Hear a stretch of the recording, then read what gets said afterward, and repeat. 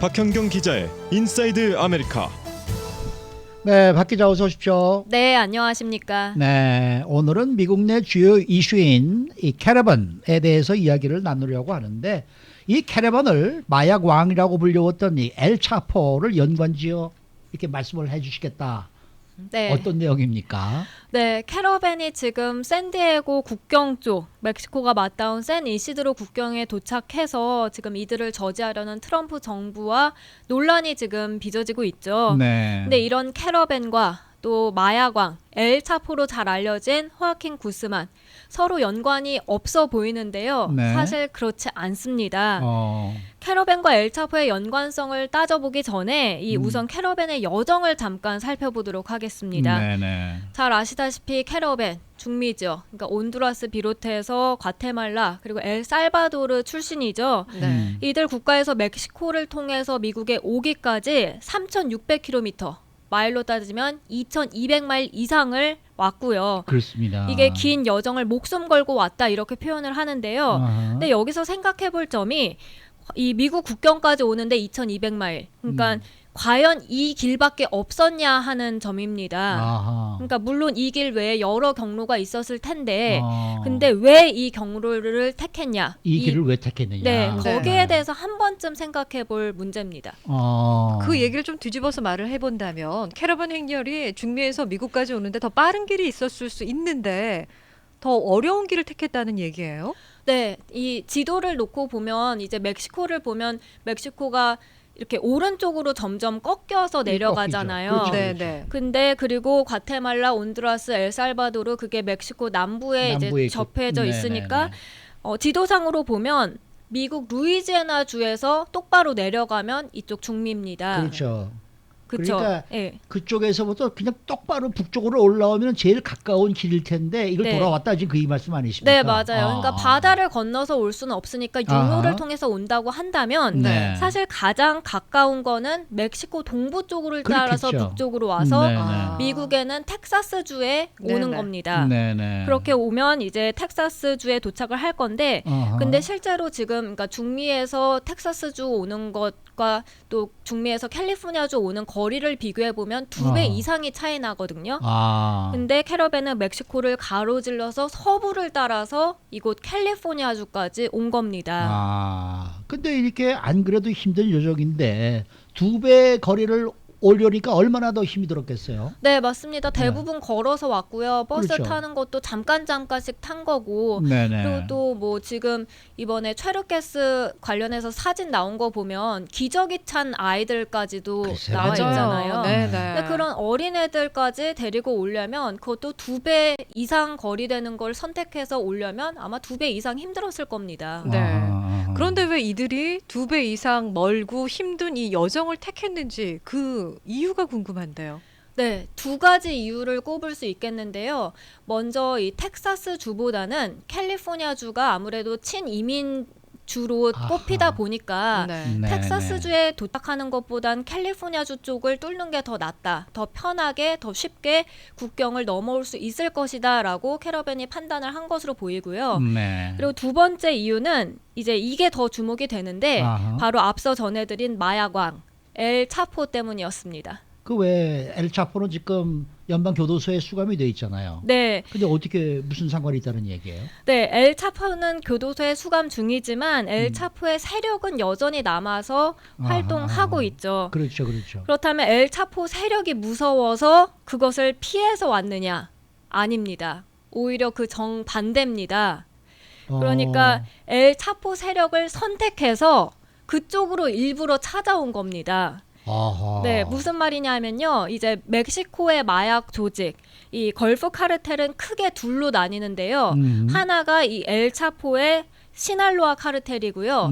그리고 다른 하나가 시날로아 카르텔의 라이벌인 제타스 카르텔입니다. 네, 네. 그런데 엘차포의 시날로아 카르텔은 멕시코의 서부 쪽을 관할하고 지배하고. 있고요. 네, 네. 그리고 또 이 제타스 카르텔은 멕시코 동부 지역에서 활동을 하는데요. 근데 캐러밴이 지나가게 되면 이들 카르텔이 자신들을 공격하진 않을까 이제 겁났던 겁니다. 그리고 물론 두 카르텔 모두 다 무섭지만 캐러밴은 제타스를 피해서 이제 시날로아 카르텔을 활동하는 서부 지역을 택한 겁니다. 허허. 그럼 좀 뒤집어서 얘기를 해보면요. 제타스 카르텔을 피해가지고 2배나 되는 거리를 돌아서 왔다고 한다면 네. 제타스 카르텔보다 시날로스 카르텔이 조금 더 약하다는 얘기예요?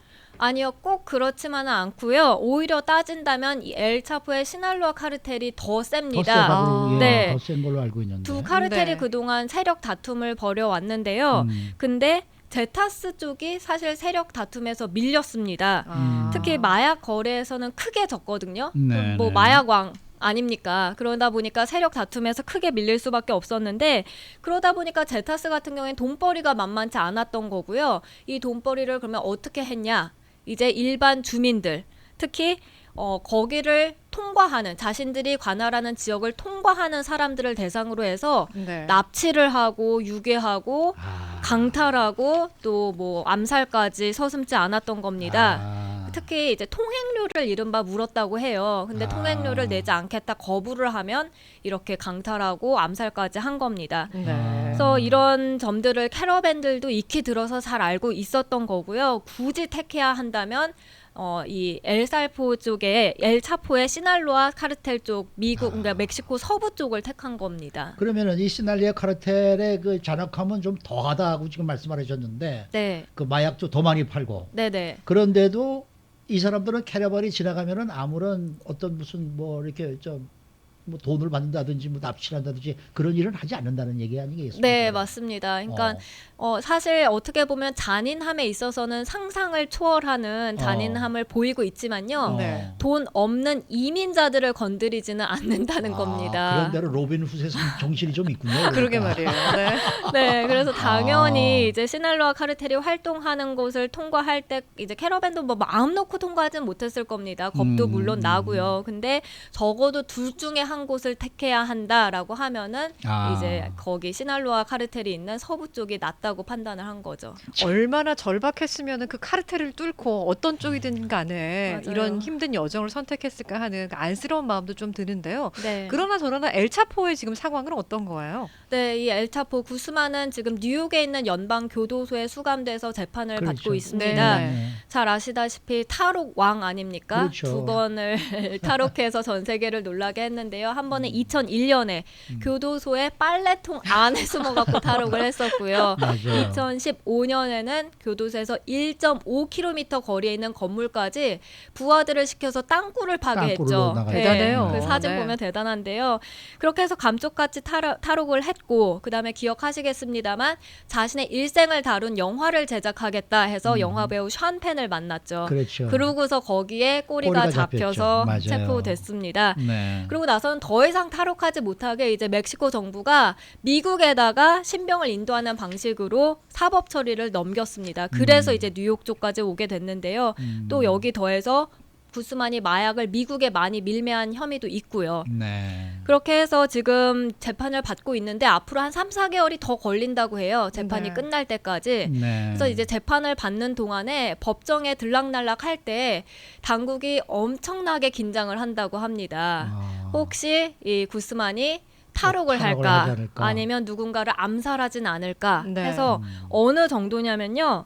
구스만이 호송되는 날에는 2마일 동선을 따라서 그 주변 건물 옥상에다가 이 경찰 저격병들을 배치한다고 스나이퍼까지. 하고요. 네, 네. 그리고 또 하늘에는 헬기까지 떠서 구스만을 경계한다고 하네요. 근데 그렇군요. 아직도 그 잔혹함이 아직도 지금 저 대단해서 이 네. 저 주위에 있는 사람들이 좀 아직도 굉장히 두려워한다고 그래요. 네, 구스만을. 재판에서 이제 말을 못 하고 네, 주민들도 이렇게 네. 얘기를 못 하고 뭐 맞습니다. 판사들도 그렇고 뭐 좀 좀 지독한 사람인 것 같아요.